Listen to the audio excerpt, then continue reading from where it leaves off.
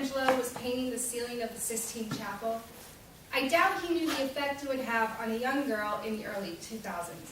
Now, I am proud of the fact that I have never fainted in my life, but this is about the one occurrence where I almost fainted.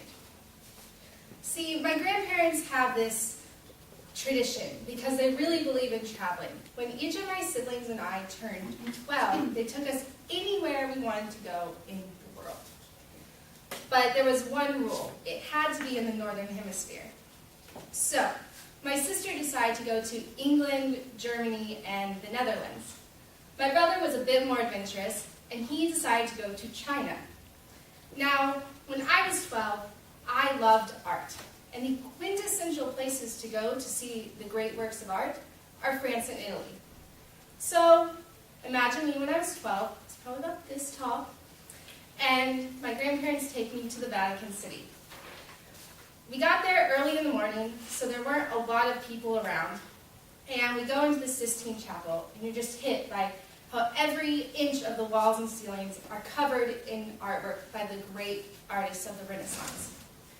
Now, I didn't know where to look, so obviously I was going to look up at the crowning jewel of the entire chapel, which is the ceiling painted by Michelangelo. You just look up and it's awe-inspiring and incredible that one man made this entire ceiling by himself. And I'm looking at the biblical figures, and suddenly I feel dizzy. I get black spots coming into my vision, and I feel like I'm underwater because I can't hear anything. And I turn to my grandmother and I say, Mimi, I don't know what's happening, I can't really see anymore, and I feel dizzy. And she's like, okay, you need to get down on the ground.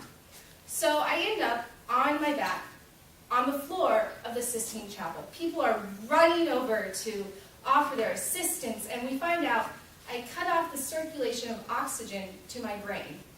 I come this close to passing out. So I recovered, and we went on with the rest of our day after lying on the ground. But the lesson of the story is, if you ever go to old or ornate buildings such as museums or palaces or chapels, make sure when you're looking at those gorgeous ceilings to take breaks, or you might end up on the floor like me.